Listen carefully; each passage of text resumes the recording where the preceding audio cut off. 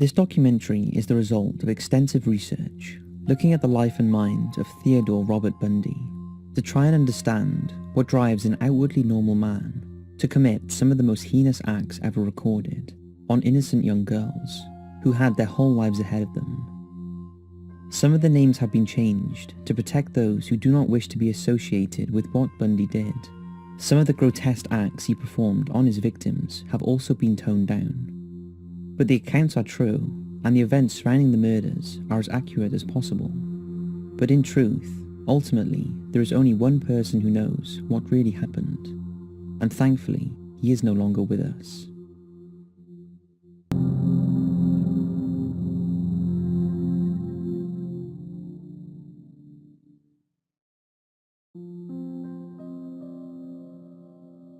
Theodore Robert Cowell was born in Burlington, Vermont on the 24th of November 1946. His mother Louise was unmarried, and her pregnancy was the result of a fling with a sailor called Jack Worthington, who abandoned her once he learned of her condition. In 1946, it was not considered acceptable to bear a child out of wedlock, and Louise opted to give birth in the Elizabeth Lund Home for Unwed Mothers. The delivery was uneventful, and Ted was a normal, healthy baby.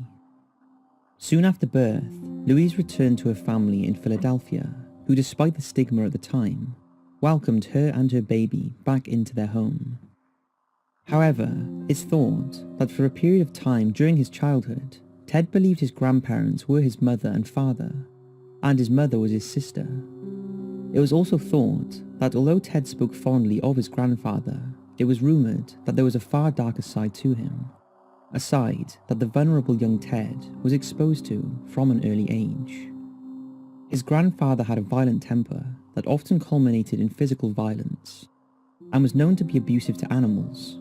He also had a disturbing collection of pornography that young Ted had discovered and viewed from a very young age. Family members remember that Ted displayed some very unusual behaviours even as a young child. On one occasion, when he was just 3 years old, his aunt woke to find Ted had placed kitchen knives all around her body as she slept. He was also known to scare family members with his sudden personality change, when for no reason he could turn from a sweet little boy into an unrecognisable entity. In 1949, Ted's mother inexplicably changed her son's surname from Cowell to Nelson. Many years later, Louise revealed the reason for this was that she intended on moving out of the family home to live with her uncle, Jack, in Washington. His surname was also Cowell, so to protect her son from ridicule, she decided to change it. In 1951, Louise and Ted moved in with Uncle Jack, and the boy became quite close to him. It wasn't long before Louise met and married John Bundy, a war veteran and cook. He soon adopted Ted, who took his now infamous surname. After a brief move to the country, the family later settled in Tacoma, where Bundy spent the rest of his childhood. His mother's union with John bore a further 4 children, 2 daughters and 2 sons.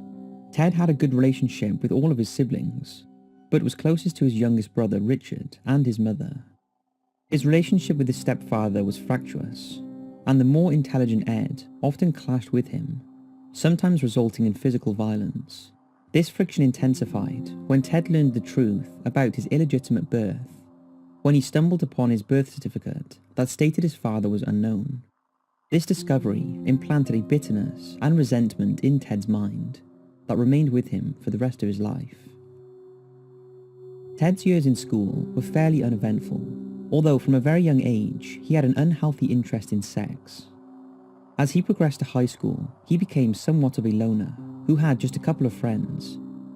He found it hard to adapt and was becoming increasingly isolated and out of place in the society he lived in.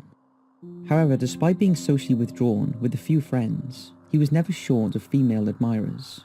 Although much to their displeasure, he never dated through high school.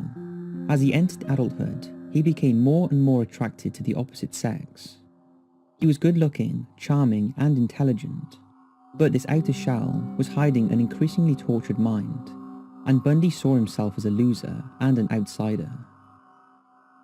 During his high school years, Bundy was a keen sportsman, and although his achievements were limited, he did become an accomplished skier. He also became an accomplished thief.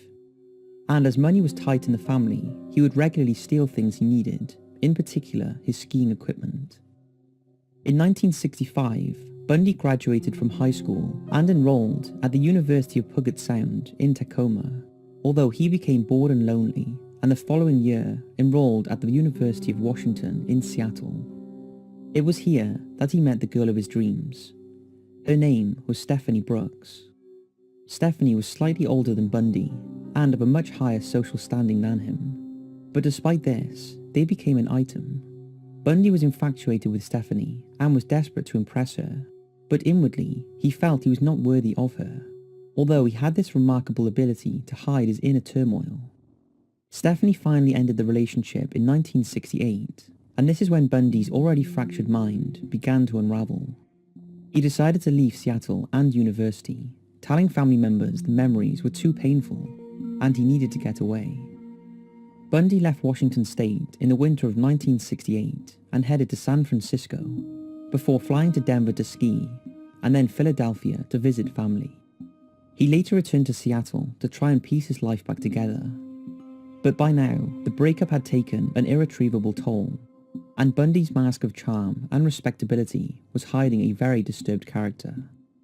On his return to Seattle, Bundy worked a couple of jobs, first in a Safeway store, then in a hotel washing pots, a job he left under a cloud due to allegations of stealing.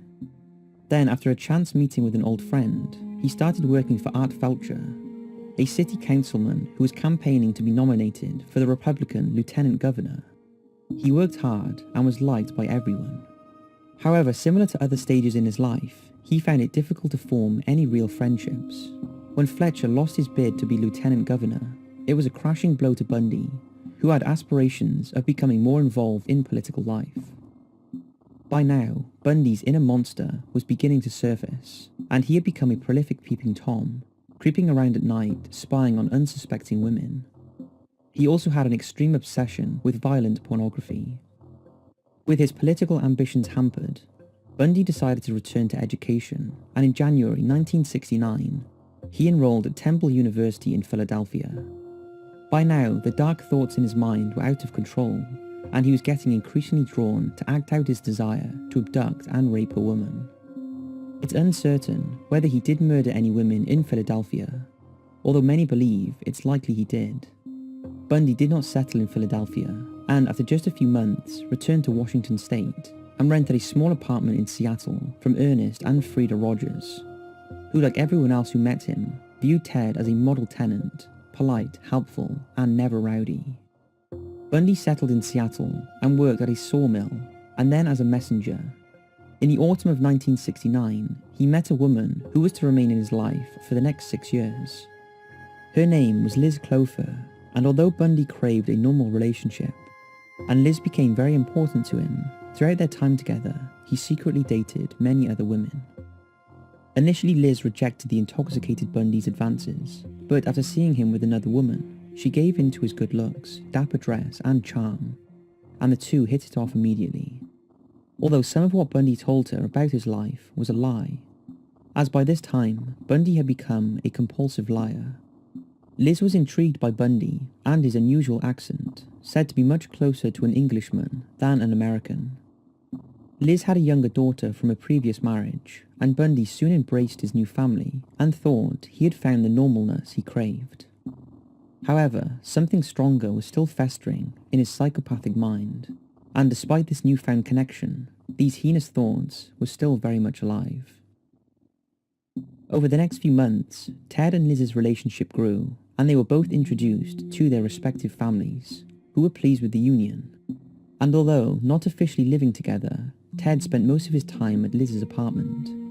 Liz, who was completely hooked, even helped to fund his return to university. And in the spring of 1970, Bundy again enrolled at the University of Washington, and ironically, declared his major in psychology.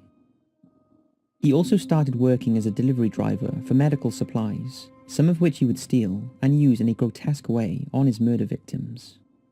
Despite this newfound stability in his life, Bundy was still a masterful peeping Tom who stalked and spied on women at night for sexual gratification. And all the while, his fantasy of abducting and murdering a pretty young girl was getting stronger and stronger. Over the next few years, with Liz by his side, Ted transformed outwardly from the socially awkward failure to a confident, academically successful man. To those around him, he seemed to have a bright future ahead of him, and when in 1973 he was finally accepted into law school, he again caught the attention of his first love, Stephanie Brooks, who suddenly had a renewed interest in the man she had cruelly discarded. The two started to see each other again. However, unknown to Stephanie, this was just payback for Bundy. After all, he was still in a stable relationship with Liz. But this was his chance to reap revenge for her rejection, and prove to himself he was good enough for her after all. Bundy did this by courting the unsuspected Stephanie and asking her to marry him, an offer she willingly accepted. Yet he had no intention of marrying her, and not long after he dumped her. In his mind, it meant he had won in the end, and the wrong had finally been made right. Bundy had sought the justice he thought he deserved. He carried on his life with Liz, and to the outside world, he was a model of a successful, well-adjusted man who remained active in local politics and was a person people looked up to. He was even somewhat admired. But unbeknown to those around him, his urges were getting stronger, and it was only a matter of time before he committed his first recorded crime. The respectable persona he had cocooned himself in was concealing the inner monster that was looming ever closer to the surface. In 1971, Bundy took a job as a telephone counselor at the Seattle Crisis Clinic, where he met crime writer Anne Rule, who went on to write a book about her co-worker, aptly named The Stranger Beside Me. In 1972, Bundy graduated with a degree in psychology. He then took a job at the Harborview Mental Health Center. This job did not work out as he was not considered capable of being emotionally responsive to the needs of the patients. He also had a brief relationship with one of his co-workers, a woman it would later transpire had a lucky escape, as during their outings he used to drive her to remote rural locations. It was also one of the few girls that Bundy admitted to Liz in their brief separation. Ted struggled with this separation and finally pleaded with Liz to take him back, declaring his love for her. Liz, who was hopelessly in love with Bundy, forgave him and the couple were reunited. Next, Ted became part of the team to re-elect Governor Dan Evans, a job Bundy reveled in, as he was required to gain as much information as possible from Evans' opponent, Albert Rossellini. This sometimes involved wearing a disguise, something Bundy became renowned for during his murder spree. This new venture into politics saw Bundy rub shoulders with some of the most prominent figures in Washington state politics. But Bundy's nocturnal behavior was increasing, and he would regularly roam the back streets at all hours of the night, planning his next move. Liz was also noticing a change in the man she adored, and on one occasion, she discovered surgical gloves in his pocket. Little did she know of the madness in her man's mind, and the horrific consequences of it. His urges were now so strong that it was only a matter of time before he acted out his inhuman fantasies and what he had been planning most of his life. In 1973, after a brief and unsuccessful stint at the University of Puget Sound in Washington, Bundy made the decision to move to Utah the following summer and enter the University of Utah Law School. But by the end of 1973, and with the new year looming, Bundy's mind was focused and set. He was about to ignite a wave of terror unlike any other, as he finally unleashed his sadistic thoughts and made them a reality, meaning no woman within his reach was safe.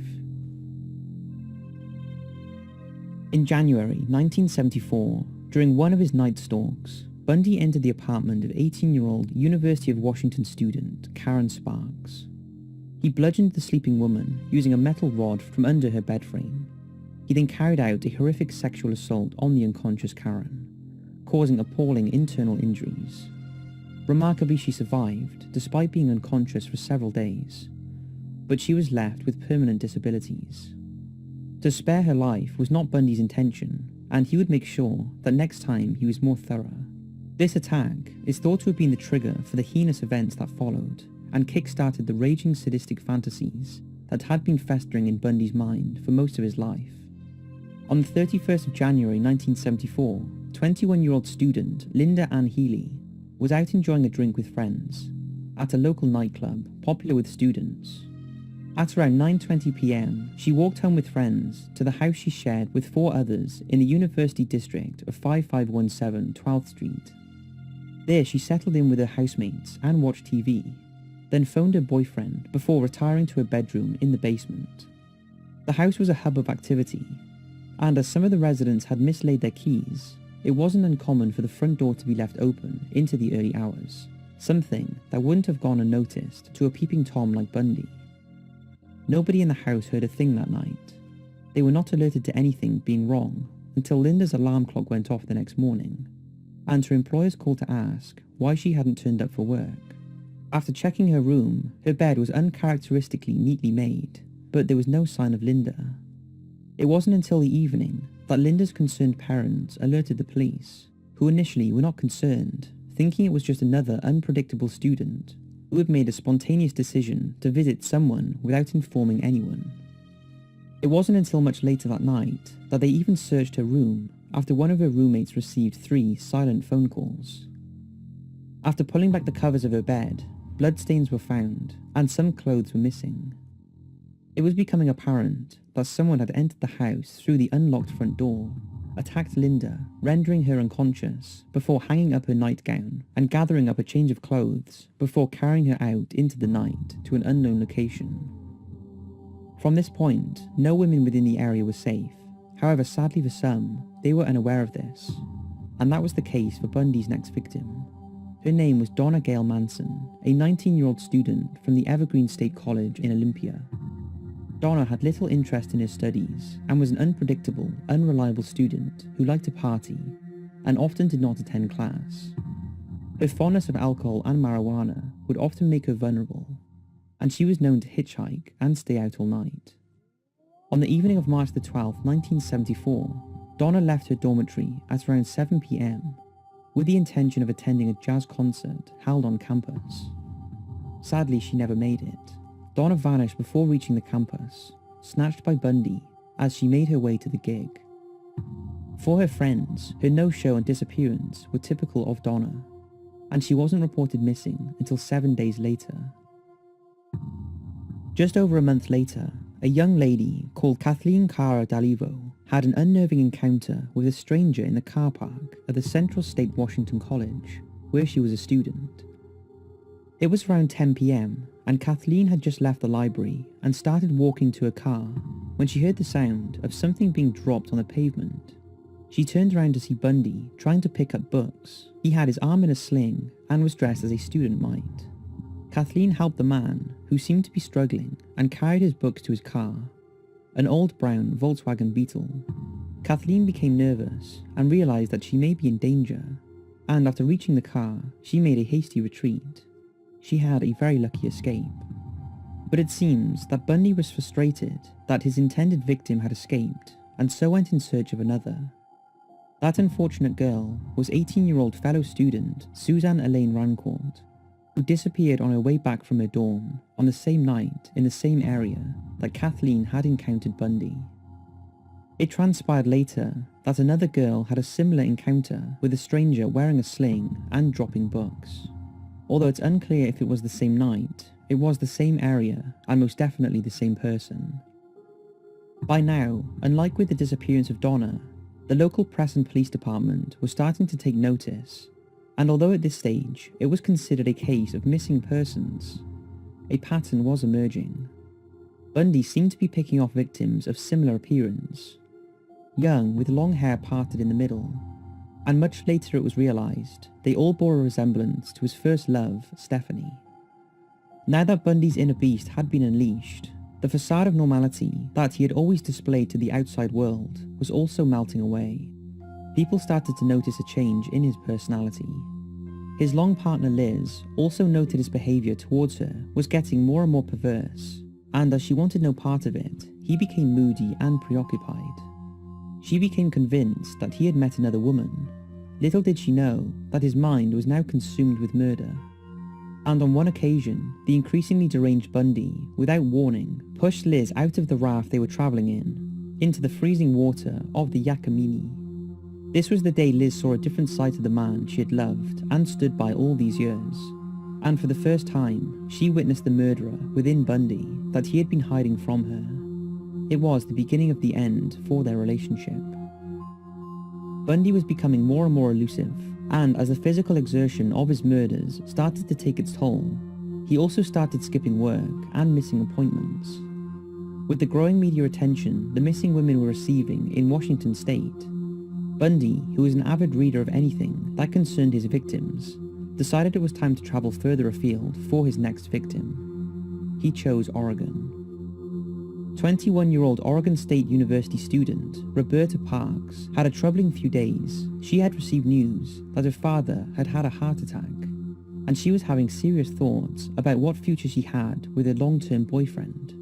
This, coupled with her increasing unhappiness with the direction of her life was going, left her feeling uncertain and a little depressed about her future. To unravel and make sense of her thoughts, it wasn't unusual for Kathy to go for walks alone at night. Sadly for her, on the night of the 6th of May 1974, this solitary walk proved to be fatal, and that night Roberta disappeared without a trace. On the night of May the 31st, 1974, Bundy spent the evening with Liz, Tina, and her parents. They ate pizza in town and then returned to Liz's place, but Ted was edgy and seemed anxious to leave. Over in the nearby Flame Tavern, 22-year-old Brenda Carol Ball was enjoying an evening drinking with friends. Brenda had dropped out of college and was just enjoying life. Similar to Donna Manson, Brenda was taking risks. She would often hitchhike and often frequented bars, drinking until late into the night. In the early hours of June the 1st, Brenda, who had failed to secure a lift home, left the Flame Tavern. Some reports claimed with an unknown man, but one thing for certain, sometime after she left, she encountered Bundy and was brutally murdered and abused.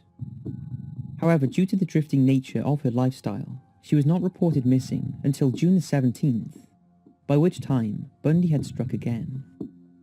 His next victim was 18-year-old Georgian Hawkins, a popular and hard-working first-year student at the University of Washington. In the early hours of June the 11th, Hawkins had just dropped in to visit her boyfriend after attending a frat party. Unlike Bundy's other victims, she was well aware of the dangers of walking at night alone, and rarely did so. But on this occasion, she decided to take the short walk in the well-lit alley towards her home. Just yards away from her home, she encountered an apparently disabled man who had a leg brace and crutches and was struggling with a briefcase. Being a kind-hearted soul, Georgian, seeing no danger, agreed to help the struggling man back to his car, the brown Volkswagen Beetle. Georgian was abducted, killed, and subject to a sadistic sexual assault before and after death. But unlike on previous occasions, Bundy had left evidence. He'd struck her with such force before abducting her that she lost a shoe and both her earrings flew out. Items Bundy calmly retrieved the next morning. Bundy was now out of control, and he was becoming arrogant, reveling in the fear he was creating. There were now 6 women missing, as well as the unsolved beating of Karen Sparks, and the incidents were now making headlines in Washington and Oregon. The pressure was mounting on the authorities to act, and for Bundy, being the talk of the town excited him, and made his murderous urges even stronger. This resulted in one of his most audacious acts to date. It was a sunny day on Sunday, July the 14th, 1974, and families and tourists descending onto the beach at Lake Sammamish State Park in Issaquah, 20 miles east of Seattle. One of those visitors was 23-year-old Prohibition officer and Issaquah resident, Janice Ann Ott, who placed her towel and belongings, including her yellow bike, on the beach and settled down for a day of sunbathing. Janice had recently separated from her husband and described herself as a liberated woman. Visitors to the beach that day couldn't help but notice an attractive, polite young man in a white tennis outfit and his arm in a sling, meandering between the hundreds of sunbathers, apparently looking for someone. At around midday, he sat down beside the bikini-clad Janice, and the two struck up a conversation. Witnesses claimed that the man introduced himself as Ted, and asked Janice if she would help him put his sailboat in his car. It later transpired that he had asked several women that day the same thing, but most of them had refused. Tragically for Janice, she agreed to help and packed up her things, and the pair headed towards the brown Volkswagen Beetle. As Janice stepped into the car, and Bundy drove to a secluded area, she would become completely unaware of the nightmare that awaited. He had an urge to kill again, and such was his confidence, now he was willing to take unprecedented risks in broad daylight to satisfy his cravings. At around 4 p.m, he made his way back down to the crowds and went on the prowl again. Bundy approached several young women, again with the sailboat story, but was rebuffed on at least 3 occasions. He persisted, and it was only a matter of time before he snatched up his next victim. At around 4:30 p.m, 18-year-old Dennis Naslund left her sleeping friends on the beach and made her way to the restroom. She was a bit unsteady, as she had been drinking and taking drugs earlier in the day. As she left the bathroom, she stopped and spoke to a man with a sling on his arm. This was the last anyone seen of Denise, and she disappeared without a trace. The police and public were now in a frenzy, and despite there still not being any physical evidence, the police now had a description of their suspect, as well as the possible vehicle he drove, and the name Ted.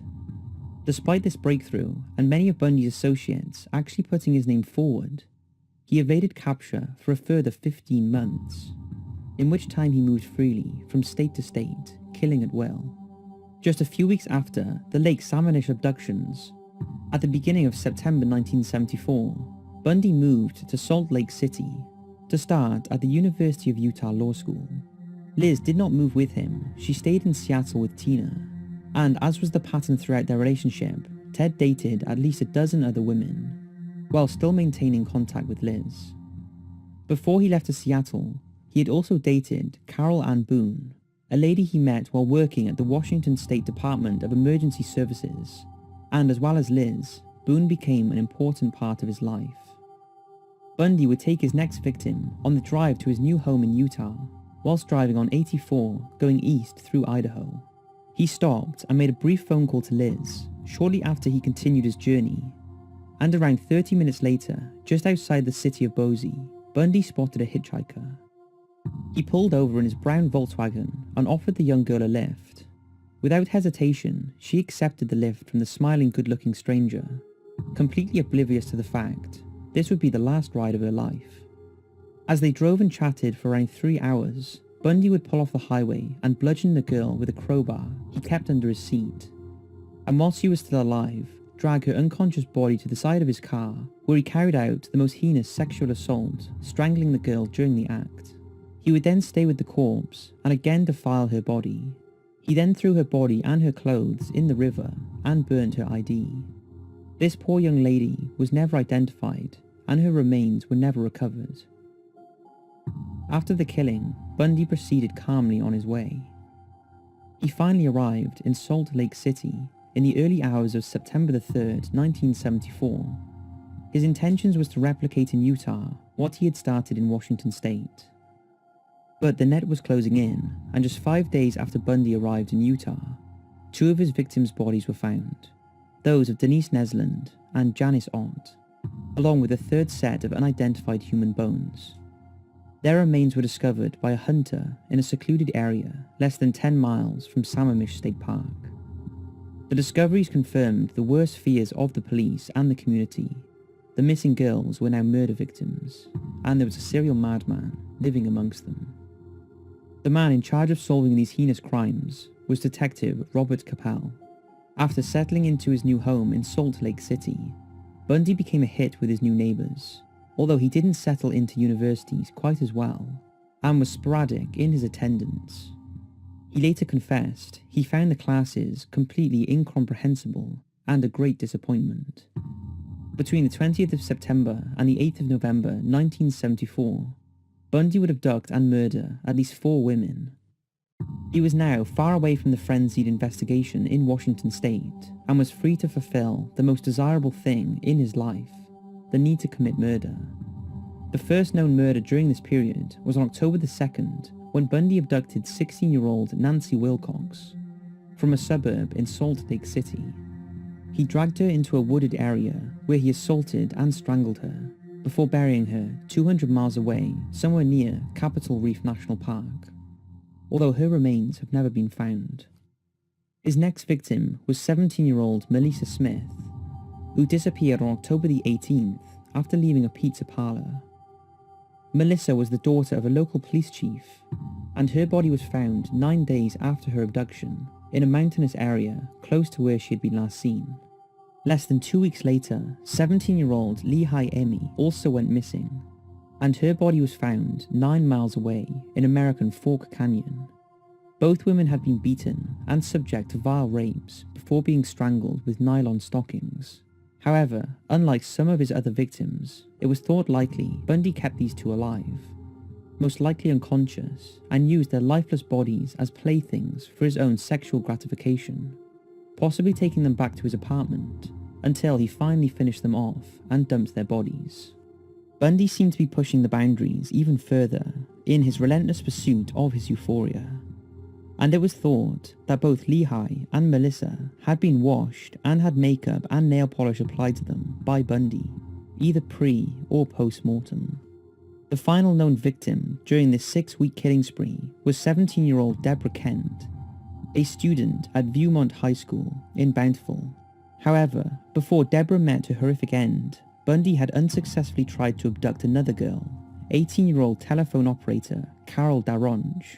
This time Bundy posed as Officer Rosland of the Murray Police Department. After luring Carol into his Volkswagen, she realized she was in danger and put up a strong fight. She managed to escape when Bundy bungled his attempt at handcuffing her. After the incident, Ted was frustrated and in predatory mode, and there was only one way to alleviate this. He immediately sought another victim. As he headed towards Bountiful, he remembered that Vermont High School was hosting a musical. He saw this as a perfect opportunity. He parked his Volkswagen in the school parking lot and scanned the area before making the brazen decision to enter the school auditorium. His presence didn't go unnoticed, and many recall the good-looking stranger milling among them that night. The concert was overrunning, and Deborah Kent, who was sat with her family, had to leave to pick up her brother.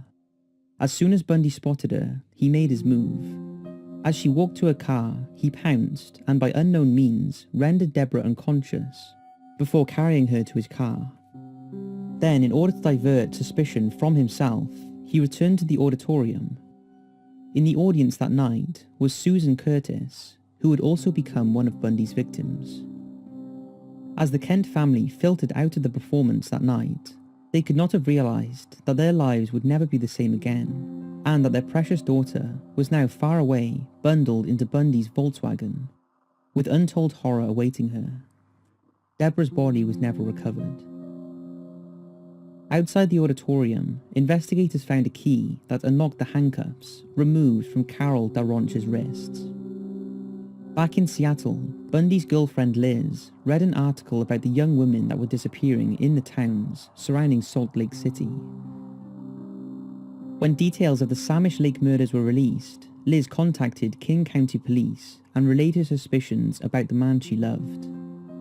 But at that time, no credible evidence linked him to the Utah crimes or the Samish Lake incidents. But just as Washington State was living in fear, so now was Utah. The entire population of both areas were looking over their shoulder in a constant state of nervousness and dread as to who would be the next victim. This was something Bundy took great pleasure in, and he scrolled the newspapers for the next installment of his murderous reign. 1975 wasn't going to be a good one for Bundy, as suspicion was growing, though this did not suppress his burning desire to kill. At the start of the year, Bundy briefly returned to Seattle to spend a week with Liz, but despite her suspicions, she made no reference to the killings, or the fact that she had now reported him to police on 3 separate occasions. But by this time, Liz was becoming more and more convinced in her mind that the man she loved was a brutal serial killer. She desperately wanted to believe he wasn't, and she methodically went through the dates of the killings, comparing them to Bundy's movements on those days and the phone calls to her. This gave her some reassurance, as on most of these days, she recalls Bundy had seemed normal. So surely if he had been out killing young girls and committing heinous acts of necrophilia, there would be some clues in his demeanour on the many phone calls he had made to her. But this was Ted Bundy. He was not normal. He was a sociopath who who would flick a switch in his mind, turning from monster to charming young man in a matter of hours. When Bundy returned to Salt Lake City after his week with Liz, he decided he would need to travel further afield for his next victims. Utah State was getting too risky. He'd created a reign of terror throughout the state, and it was time to move on. He chose Colorado. After all, he was an accomplished skier, and he would blend in nicely with the community there, a community who would only barely be aware of the killings in Washington and Utah. In January 1975, 23-year-old nurse Karen Eileen Campbell arrived at Wildwood Inn in Snowmass Village near Aspen, Colorado, with her boyfriend Raymond and his children. He had come to attend a medical conference, and Karen was going to spend her day skiing with the kids. On the evening of the 12th of January, Karen left the lobby of the Wildwood Inn to go to her room to get a magazine. Her boyfriend and the children stayed downstairs. She took the elevator to her second-floor room, but she never made it. As she stepped out of the elevator, Bundy was waiting. Karen's frozen, naked, partially eaten body was found over a month later, 2.5 miles away from the south side of Owl Creek Road. She had extensive injuries to her head, face, and neck, consistent with being struck with a blunt instrument. For the next couple of months, Bundy returned to his studies in Utah, although as usual, his attendance was irregular.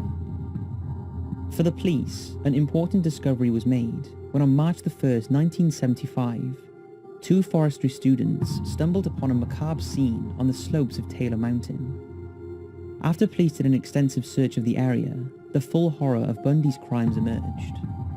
The heads of Linda Healy, Kathy Parks, Susan Rancourt, and Brenda Ball were discovered. All of the upper teeth of Kathy Parks were missing, and Susan Rancourt's hair was found detached from her head, and part of Brenda Ball's skull was missing. These discoveries were horrific, and for the families of the missing, quashed any hope of finding their loved ones alive. It was also apparent that Bundy had used this place as a dumping ground for heads, and in some cases had travelled a considerable distance to this location. The question was, where were the rest of the remains?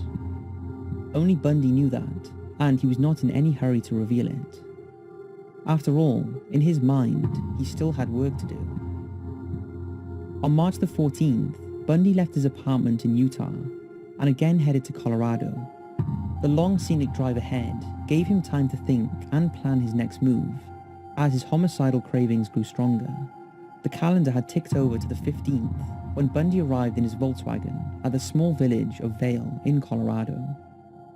At around 9 p.m. that evening, 26-year-old part-time ski instructor Judy Cunningham left her apartment to take the short walk to a nearby tavern, where she was due to meet friends. En route, she encountered a man walking with crutches and struggling with his ski equipment. He asked the young lady for help getting to his car, and Julie willingly agreed. She was never seen alive again. Bundy bludgeoned her and took her to a secluded area where he sexually assaulted her and dumped her naked body under a tree. Bundy later admitted he drove back to the dead body on more than one occasion in the following days and committed necrophilia before finally burying her. Her body was never found. Bundy was on the road again, and on April the 6th, 24-year-old Denise Oliverson disappeared near the Utah-Colorado border in Grand Junction. Denise had had an argument with her boyfriend and had decided to ride a yellow bike over to her parents' house. Somewhere en route, Bundy abducted her, killed her, and dumped her body in the Colorado River. It's unclear if Bundy was disrupted or thought it was too risky, as it was unusual for him to dump a body this way, as he liked to return to the corpse later. Her body was never recovered, but her bike and sandals were. On his return to Salt Lake City, Bundy remembered to send Liz flowers for her 30th birthday. Although this thoughtful gesture did nothing to alleviate the growing fear and confusion in Liz's mind that her lover was potentially a sadistic serial killer. However, despite reporting her concerns again to the police, they seemed no closer to apprehending him, even though he was on their list of 100 suspects. The 4 states that Bundy had now struck in were starting to compare notes, and a pattern was emerging. It was their belief that it was possible that a single perpetrator was responsible for all of the known murders and disappearances. At the beginning of May, Ted was on the hunt again. This time he headed north, towards Idaho.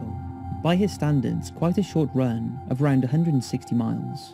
He checked into a Holiday Inn close to Idaho State University. And for the first time since his killing spree, he was actually confronted by a man when he was caught entering a female dormitory. When he was unable to confirm his identity, he was asked to leave. The first night in this area was a frustrating one for Bundy, and he returned to his hotel room, dejected at his inability to track down a victim. This was very bad news for 12-year-old Lynette Culver, as the next day, in a complete change of tactics for Bundy, he got into his Volkswagen and started prowling the streets when he came across a group of school children on lunch break. Bundy parked his car close to the school and got into a conversation with Lynette, who, for whatever reason, got into the passenger seat of his car. Bundy then drove her back to the Holiday Inn and drowned her in the bathtub. He was now not only an unrelenting killer of women, he was also a paedophile and child murderer. Bundy dumped her body in a river north of the area the next day. Bundy returned to his life in Utah, and in the middle of that month, he had a visitor from his old job in Washington State. These included Carol Ann Boone. They all stayed in Bundy's apartment for the week.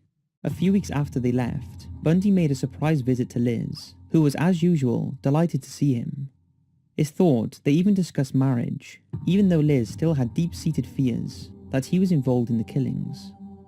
Similarly, Bundy never disclosed the fact that he was still having an ongoing relationship with Carol Boone. By the end of June, he craved another dead body. As with his previous victim, he chose a child. Her name was Susan Curtis, a young girl who had been in the audience the night Bundy abducted Deborah Jean Kent from Viewmont High School in Bountiful. On June the 27th, 15-year-old Susan vanished from the campus of Brigham Young University in Provo. As she walked alone, Bundy emerged from the darkness, luring her to her death. Her body was never recovered. In the months that followed, a young girl from Golden, Colorado, named Shelley Robertson went missing, along with 23-year-old Nancy Bayard, who disappeared from her place of work. Although Bundy did not admit to the killing of these two girls, it's entirely plausible he was responsible, as he was known to frequent both these places. Shelley's decomposed body was found in an old mine shaft 40 miles west of Golden, and Nancy has never been located.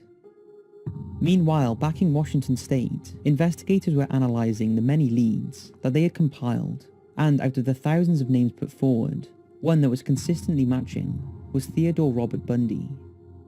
In the early hours of August the 16th, 1975, Bundy was parked up smoking weed in his Volkswagen. He had spent the night cruising around, most likely in search of a girl. The blinding lights of Sergeant Bob Hayward's patrol car were about to startle him, and in an uncharacteristic lapse of judgment, Bundy decided to take off, closely pursued by Hayward. Eventually Bundy surrendered and prepared himself to go on the charm offensive. This was the moment that Bundy's murderous world started to implode. For the first time, he had become the hunted rather than the hunter. Bundy was arrested that night for evading an officer and being in possession of burglary tools.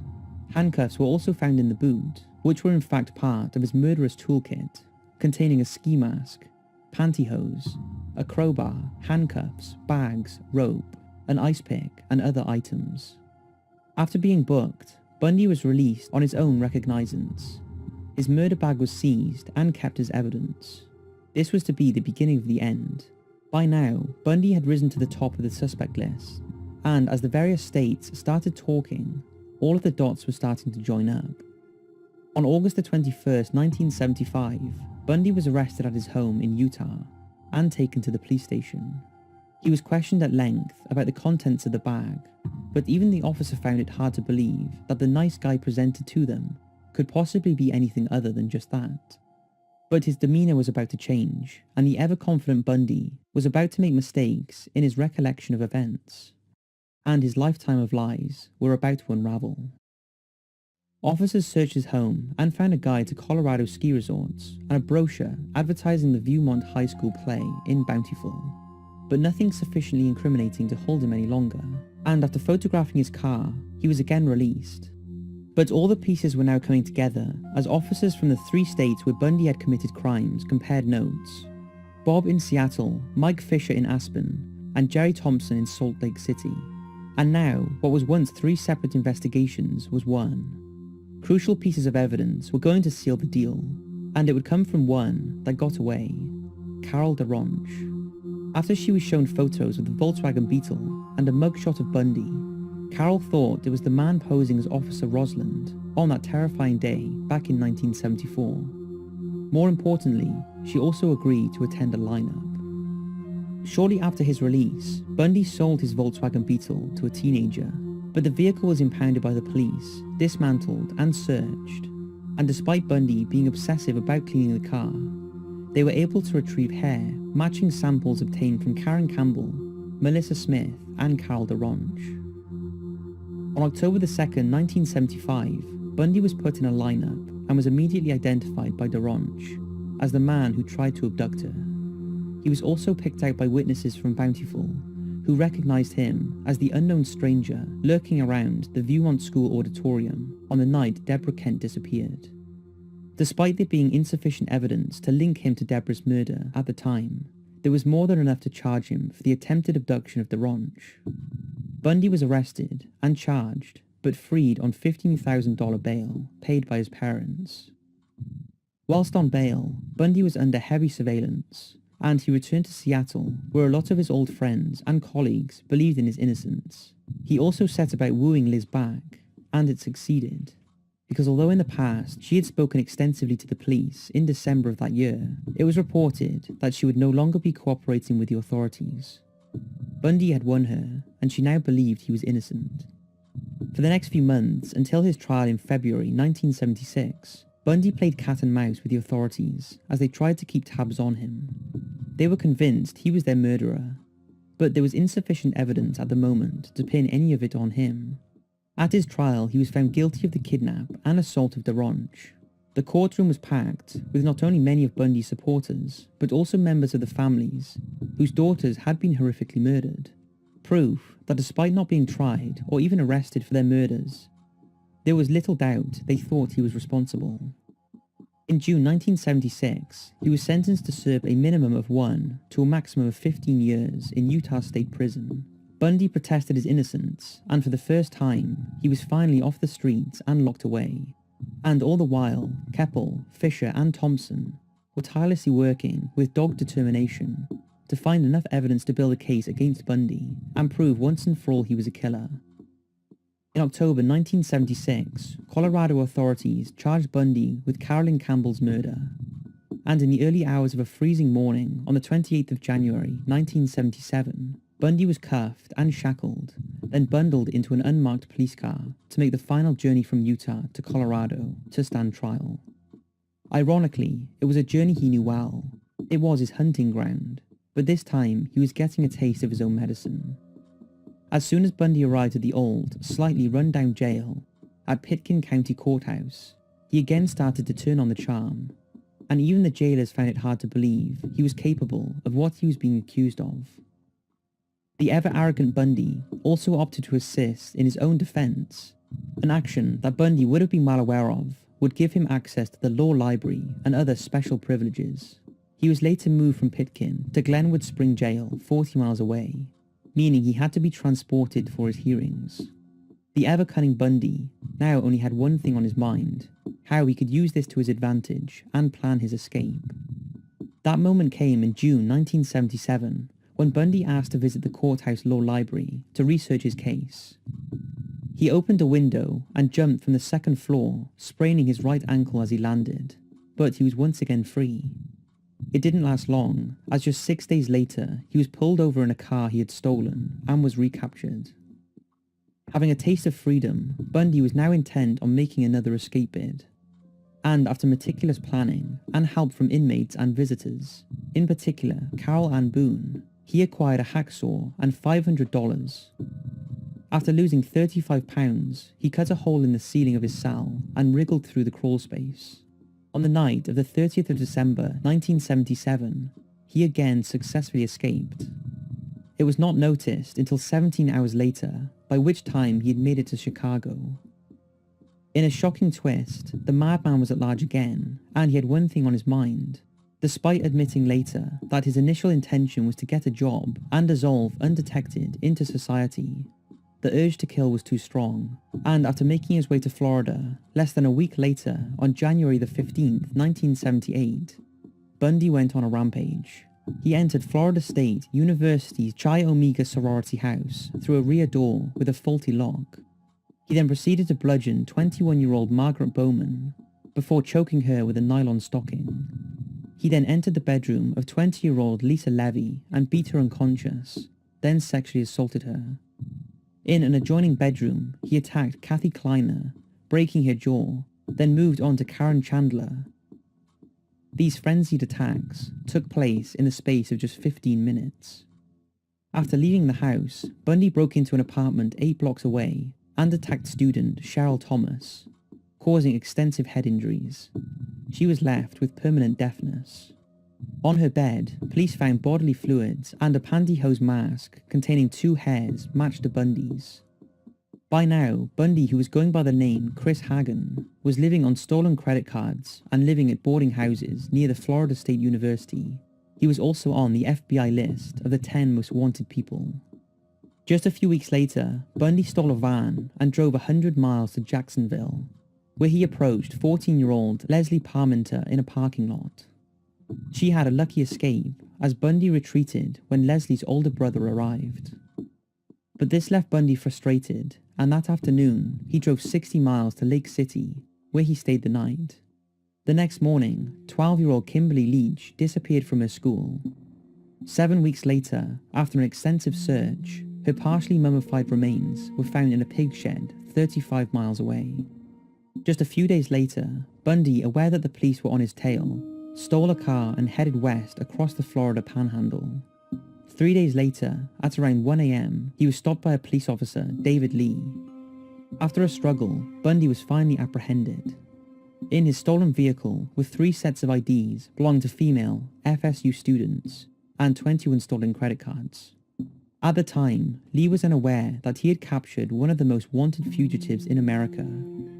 He recalls that while driving Bundy to the police station, he said, "I wish you had killed me."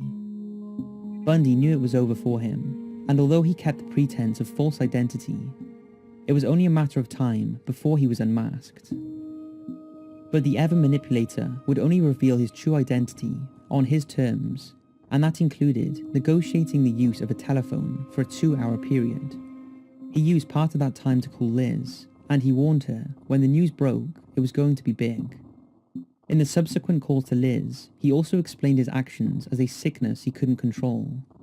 She realized at this point that her suspicion had been correct all along. Bundy was charged and stood trial in Miami for the Chi Omega homicides and assaults. The trial was front-page news and was the first trial that was televised nationally in the US. But as in previous hearings, Bundy wanted control and insisted on handling his own defense. This was a fatal mistake.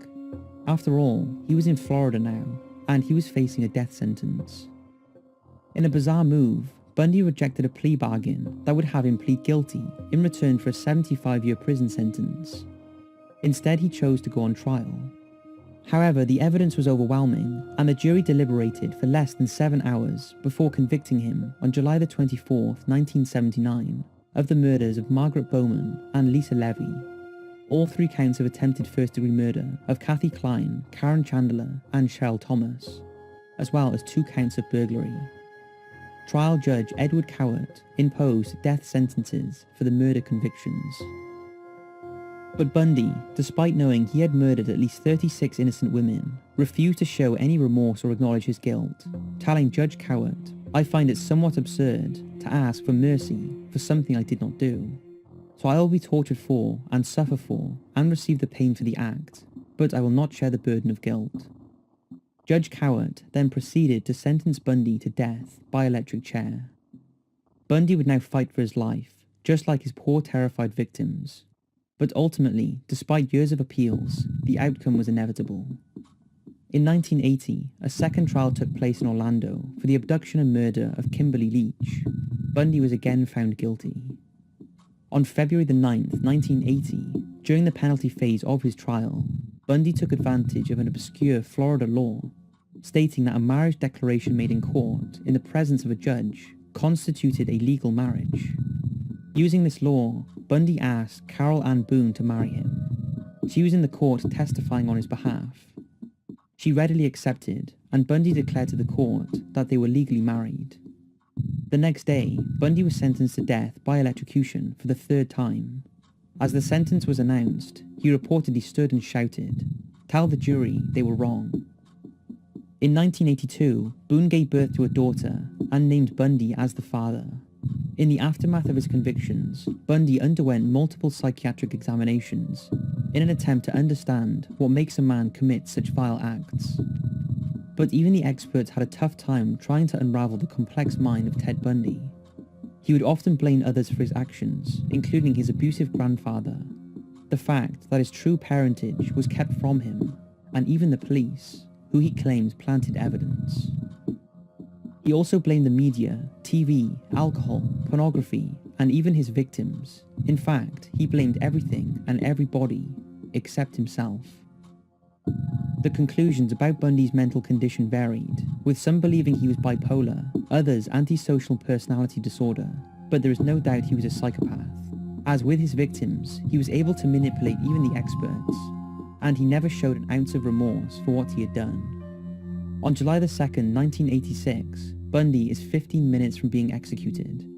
When he obtains a stay of execution, another attempt is made in November that same year. In a feeble attempt to try and earn another stay of execution, Bundy offers to reveal details of the murders he hadn't been convicted of. He gave details of the murders of Carolyn Campbell and Julie Cunningham, although initially he refused to discuss Denise Oliverson. In total, he confessed to 30 homicides over 7 states between 1974 and 1978, and as he was being led to the electric chair, he admitted to the murder of Denise. But in a slap in the face to the families of his many other victims, he neither admitted or revealed where the missing remains were. This was his final act of torture. The true victim count is almost certainly much higher. Theodore Robert Bundy was executed at 7:16 a.m. on January the 24th, 1989. The death of a true madman left more questions than answers. As was his wish throughout his heinous life, Bundy remained in control until the end, taking with him the secrets of what he did with the bodies, and leaving their loved ones with the indescribable pain they would have to live with for the rest of their lives.